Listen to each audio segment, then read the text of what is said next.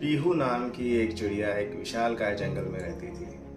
वहाँ हर रोज वो एक घने बड़े बरगद के पेड़ को देखकर ये सोचती थी कि काश वो उस बरगद की सबसे ऊंची टहनी पर जा सके और बादलों के बीच से सूरज को उगते हुए देख सके। लेकिन वो बहुत छोटी थी। फिर एक दिन उसने सोचा कि मैं कोशिश करती हूँ, और उसने पंख फैला के उड़ने की कोशिश की। लेकिन कुछ ही दूर उड़ने के बाद वो एक डाल पर जाकर बैठ गई और हाँफने लगी।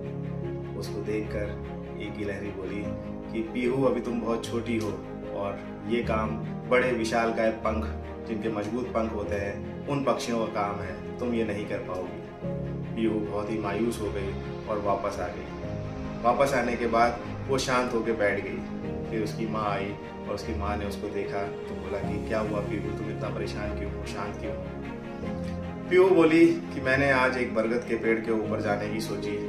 सबसे ऊपर जाके मैंने सोचा मैं सूरज को उगते हुए देखूं, लेकिन मैं वहां तक नहीं पहुंच पाई, थक गई। और उसके बाद मेरा लोगों ने मजाक उड़ाया, जो और जानवर थे उन्होंने उसका मजाक उड़ाया।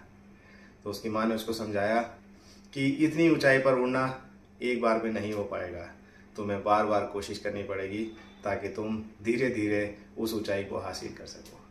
पीहू के दिमाग में ये बात बैठ गई और अगले दिन सुबह उसने एक एक डाल पे धीरे धीरे से उड़ना शुरू किया। पहले दिन वो पहली डाल तक पहुंची, फिर जब वो थक गई तो वहां बैठ गई, और उसके बाद थोड़ी देर के बाद उसने दूसरी डाल पर जाने की सोची। इस तरीके से कई दिनों तक वो ये मेहनत करती रही, और फिर एक दिन वो उड़ती हुई एक एक डाल को क्रॉस करती हुई, पार करती हुई, वो बरगद के सबसे ऊंची डाल पर जाकर बैठ गई।